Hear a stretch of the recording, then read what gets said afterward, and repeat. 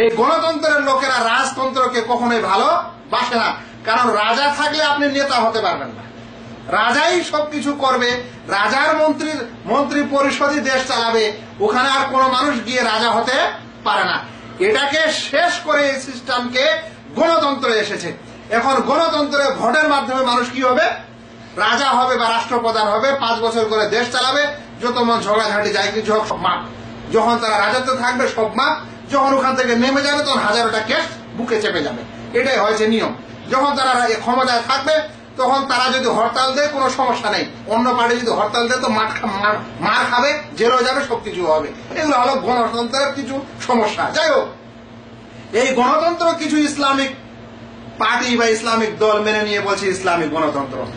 এরাও এই গণতন্ত্রের প্রভাবে প্রভাবিত হয়ে রাজতন্ত্রকে পুরোপুরি নোংরা মনে করে, মন্দ মনে করে, বলে ইসলামে কোনো রাজতন্ত্র নাই, তাই সকলকে গণতন্ত্রে বিশ্বাসী হতে হবে। সেই ইসলামী দলটা এরকম বলে। তাহলে এই দলের জন্য একটি কথা আমি বলবো, এই কারণে এখানে বলছি যে মুআবিয়া রাদিয়াল্লাহু তাআলা আনহু প্রথম রাজা ইসলামের, আর তিনি তার রাজত্ব দিয়ে দিলেন তার ছেলে কাকে, ইয়াজিদকে। অতঃপর সকল সাহাবা এবং সেই যুগের সকল তাবেঈন, অধিকাংশ তাবেঈন এই রাজত্বকে মেনে নিলেন।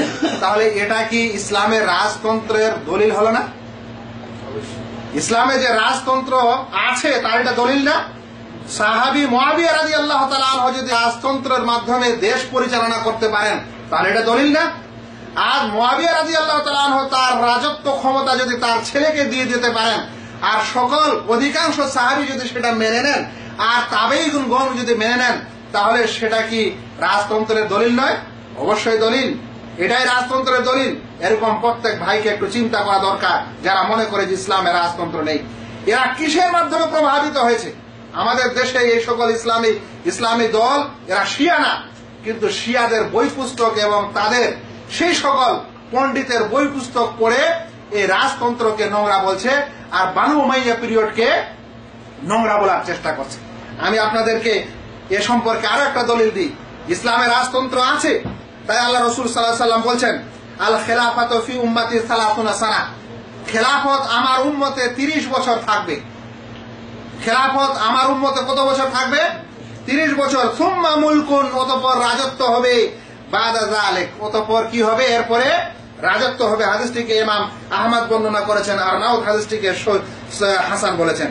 আবু দাউদে হাদিস এসেছে, খেলাফাতুন নবুওয়া 30 সানা, নবুয়তের খেলাফত 30 বছর থাকবে। সুম্মা ইউতিল্লাহুল মুলকা, অতঃপর রাজত্ব আসবে। আও মুলকাহু মাইয়াশা, অতঃপর আল্লাহ তাআলা যাকে চাইবেন তাকে রাজত্ব দান করবেন।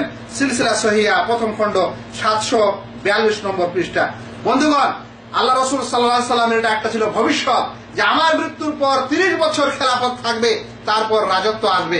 কিন্তু আল্লাহ রাসূল কি বলছেন যে তারপরে রাজত্বটা তোমরা মেনে নিবে না, তারপরে রাজত্বটা অবৈধ হবে, তারপরে রাজত্বটা নাজায়েজ হবে, এ কথা কি বলছেন? তিনি একটা সংবাদ দিচ্ছেন এরকম হবে।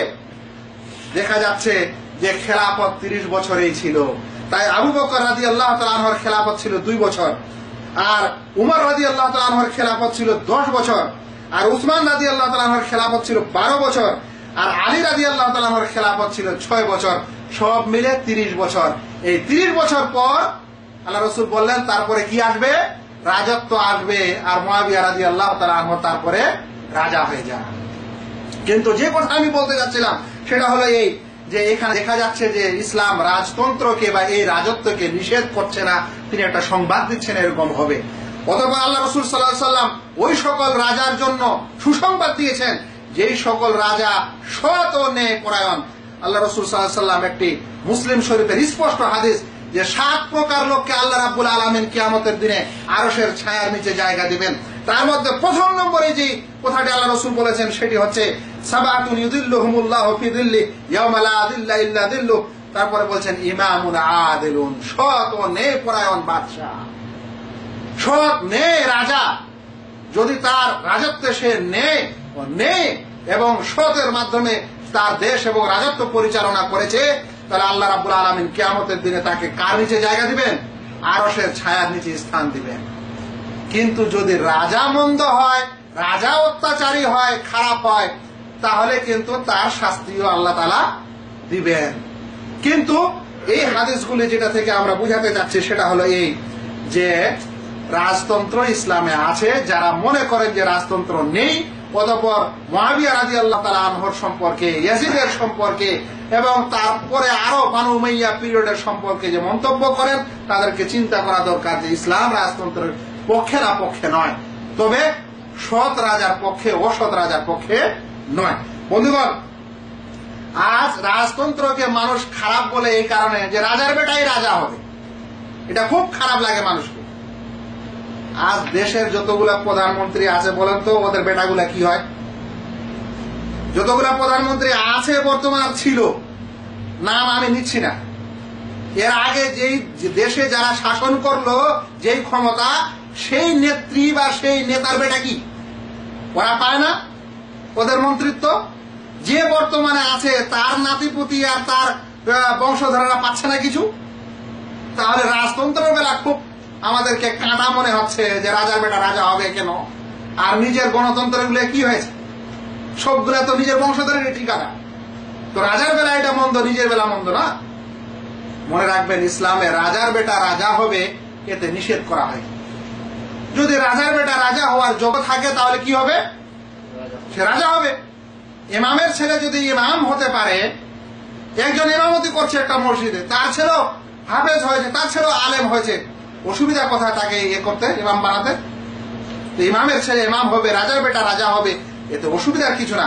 অসুবিধা তখন যদি দেখা যায় যে রাজার বেটা রাজার ভালো রাজা না, অত্যাচার, ইসলামের সম্পর্কে সে ইসলামকে মানে না, ইসলামের বিপরীতে চলে, আর কিছু চলে, তখন সমস্যা। নচেত সমস্যা নাই।